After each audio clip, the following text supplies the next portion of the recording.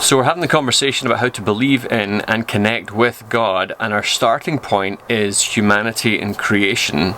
And I want to take our conversation just another step further, and it takes us into, I think, to some really interesting territory.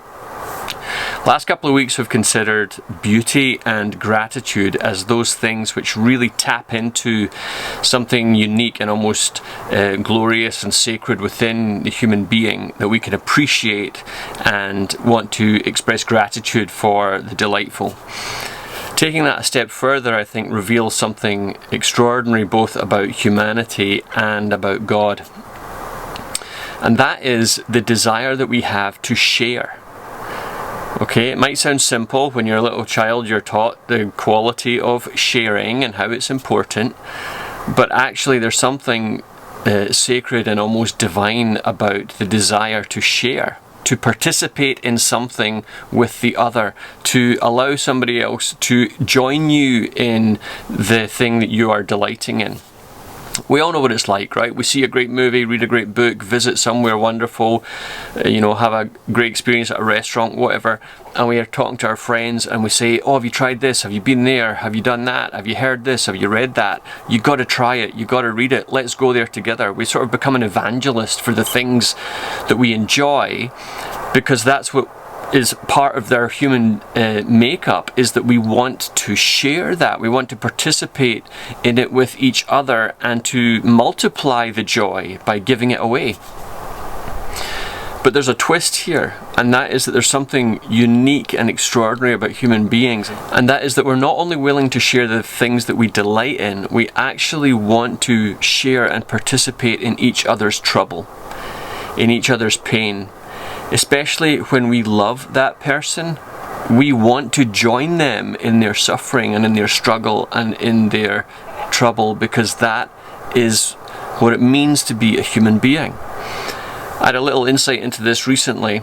Well, it'd be just under about a year ago when I accompanied our eldest son Scott to Alberta to pick up some piglets to help start his little business.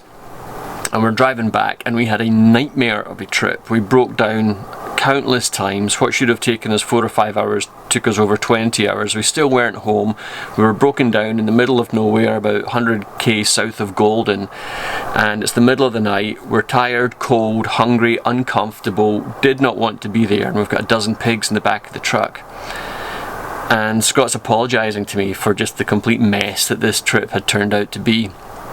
And I said to him, Scott, I would rather be with you in this mess, sharing it, at least being able to participate in it with you somehow, than lying at home in my nice warm bed, hearing about this on my phone with your texts, telling me about the trouble you were in by yourself in the middle of nowhere. If I was like that, I would want to be with you, because at least when we're together, we're together.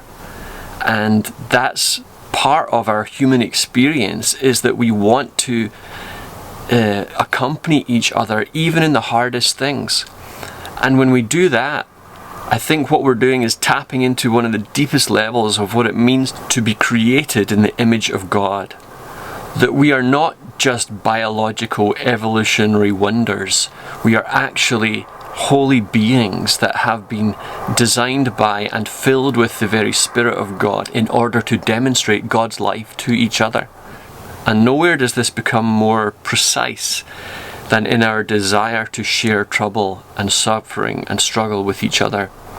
Because we have a God who in Genesis chapter 1 shares himself in utter abundance. The exuberance and the overflow and the magnitude of his own beauty is demonstrated and materialized within the wonder of the universe and in creation.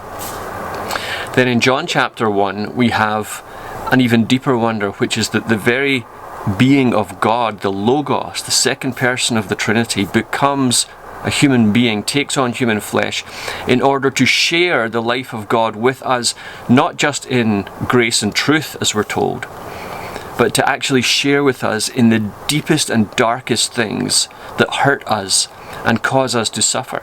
And Jesus himself shares that darkness on the cross, where he tackles the very things that hold us captive, sin and evil and death, and he goes further into them than we ever could, and he defeats them in a way that we never could, in order to release us from that captivity and to set us free. And so he shares his life with us, he shares his victory with us, but in order to share that victory, he had to share in our sufferings and in our struggle and even in our death. And that is what he did. And so this simplistic human desire to share with each other is actually a reflection of the divine life. It's the image of God within us that is echoing back to God what it means for God to be God and for us to be human beings in his image. So whenever you want to share something, whether it's good news or share something which is entering into the distress of another, you're actually participating in something that is bigger than that moment. It is a witness to the sanctity of life, to the holiness of God, to the image of God within humanity, and to the sacred privilege that it is to be in this together. So there's a little bit more food for thought to nourish us and challenge us as we keep on sharing. Till next time, peace.